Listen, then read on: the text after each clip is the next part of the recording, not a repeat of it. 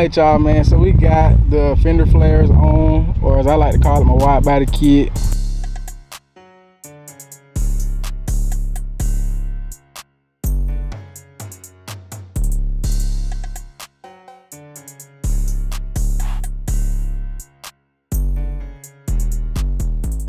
What's up YouTube, man? It's your boy Chunk Dog. We're coming back to back with these videos, and today we're gonna be installing the wide body kit of trucks. Now I already had one of these on before, but the other one broke, and I had it for a good little minute, so I figured it was just time to replace it.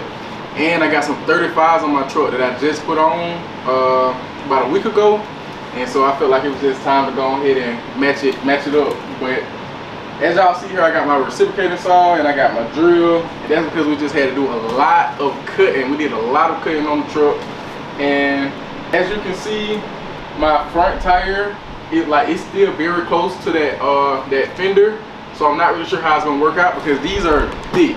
Judging by the ones I had last time, these are thick. This is the exact same brand, but let's go ahead and get it opened up and see what we got inside.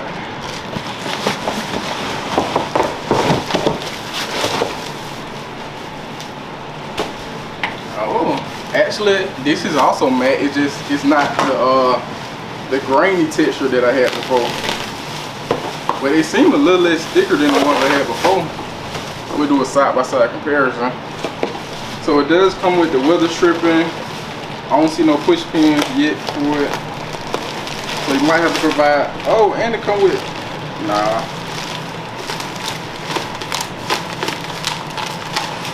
So it does come with metal bolts that you put inside just for show. These metal bolts serve no real purpose. Got the instructions. Got the weather stripping. Oh, it do come with push pins. That's good. And the bolts. So yeah, this more of like a straight. It's more like a straight plastic, and this got a little texture on it. I love the texture, but I don't know. I feel like that's gonna be hard. And as y'all see here, if y'all look inside, my weather stripping coming up, and it's very faded. The sun done cooked it out, and I would hope that maybe I could go ahead and take better care of these and put some on it to where it doesn't really fade as much, because these are cooked. So it's like this on both sides. The weather stripping look good all the way up until you get on this side. And it's crazy because I'm just not noticing this when I'm finna take it off. But I'm finna take it off and I'm finna let y'all see what it look like on the inside, because I just pulled it back a little bit and I can't believe what these bolts did to the truck. So I'm finna just take it off real quick. So as y'all can see, it kind of scraped it all the way down to, I believe that's primer, but I see a little metal right there too, so we might have to do something right there so it won't spread and rust. But for now we're just gonna clean it. As y'all see, it was obviously seeping through, so that seal wasn't very good. And yeah, I'm gonna just get it cleaned up and put the new one on.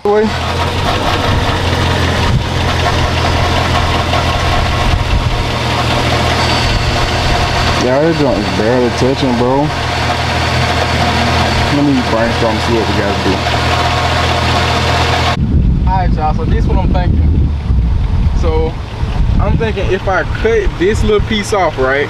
Because the only reason I didn't want to cut it off is to hide the cutting that I did to the frame, because you know it looked bad even though I sanded it down and stuff. I just wanted it to look neat, you know what I mean? But I just put this back where it's supposed to go, and this is gonna be covering it. And this shouldn't really be a problem because that's gonna sit flat for sure. And if need be, I can cut a little bit of that. But I don't even need this part right here because this is gonna be covering that part. So I could just like cut around this bolt, so like it'll be nothing right there.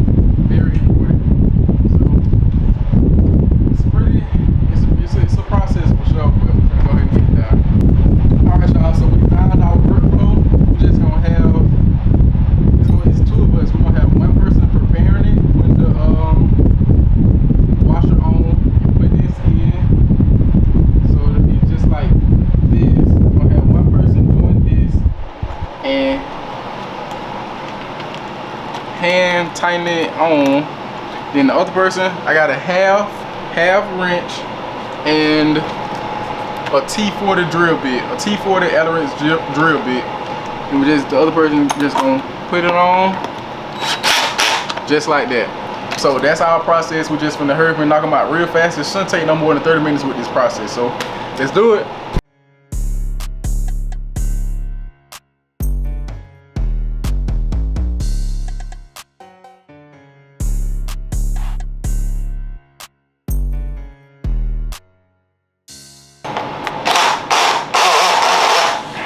Y'all, bro, I really wish we would have put a timer on just to let y'all see how fast that went. That was really about what, 10 minutes? That was about 10 minutes, man. Probably like, nah, that wasn't 10 minutes. That probably like 20 minutes, 5 minutes on each one, something like that. But it didn't take long at all. Now we just got to put this on. This probably gonna be the real problem. But two things I noticed. I think it was fast. I think that's one thing I wanted to say. The second thing was that some of the holes was a little small, so we had to kind of jam it in there. Oh, and they only give you enough for, you know, the hole, like how many holes you got. This was all we had left over, and probably one more washer somewhere. So just know it's one washer per hole, one bolt, of course, and one nut. Then you probably have just that left over. But now we're finna go ahead and get started with the weather stripping, and that'll really be the bulk of the work. Like that'll be everything just about.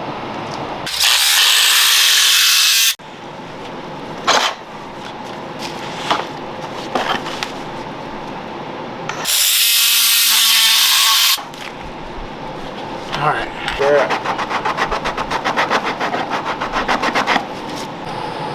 All right, y'all. So this one is completely finished. We just weather stripped this one down. It took about, I wouldn't say no more than 6 minutes, which is not bad at all. It looked clean. We finna go ahead and get this fitted just to see some type of progress. We found like an efficient way to do the weather stripping. I had went ahead and put it on, and she held the red. So it's like as I put it on and spread it open, she pulled the red, and she pulled, I laid down. She pulled, I laid down. So that made it pretty easy, and now we got this seamless, weatherproof stripping on. Another thing we had pre-cut it. So I believe you're gonna have about a foot and a half of extra weather stripping. So you can go ahead and pre-cut it. You can lay it out, and then of course add you a little more, then cut it soon. Because I pre-cut this and I had all this left over on a pre-cut, so 3 feet extra. So we can go ahead and go put this on and see what we're looking like.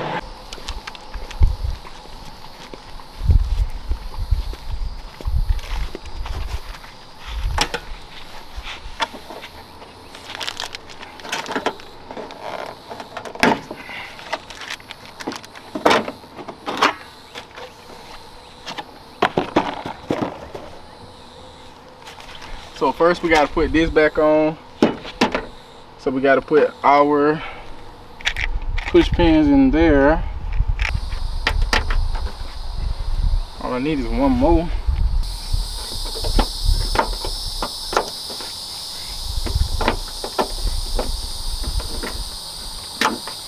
Now, of course, with the ones that you can just go in, you can just push them in with your hand. But for these, you might have to get a mallet.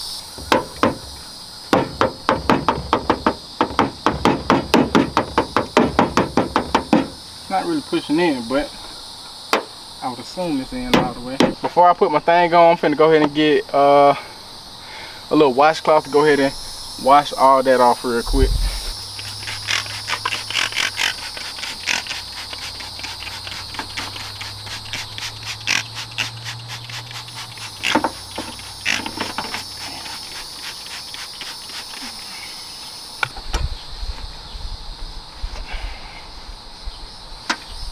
Makes everything nice, smooth, and dry. So we got it all cleaned up, and we're just gonna go ahead and put it on.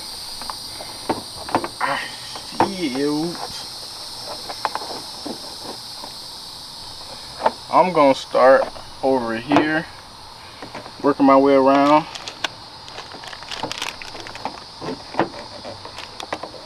Just gonna set that right there. Nice.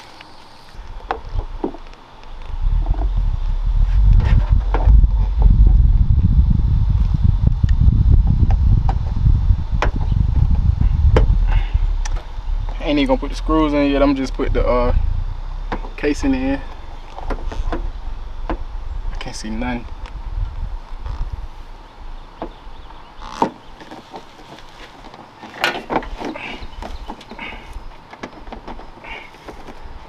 Well, for some of them, I'm gonna have to put the screw in.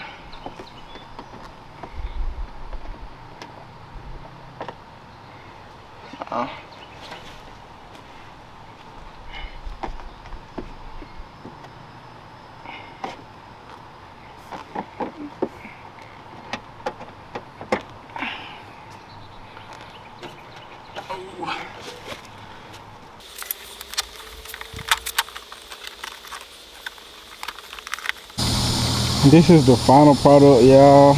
We got the old ones right here. We got the new ones on. This one is sitting flush, like right here. You can tug on it and it ain't gonna move.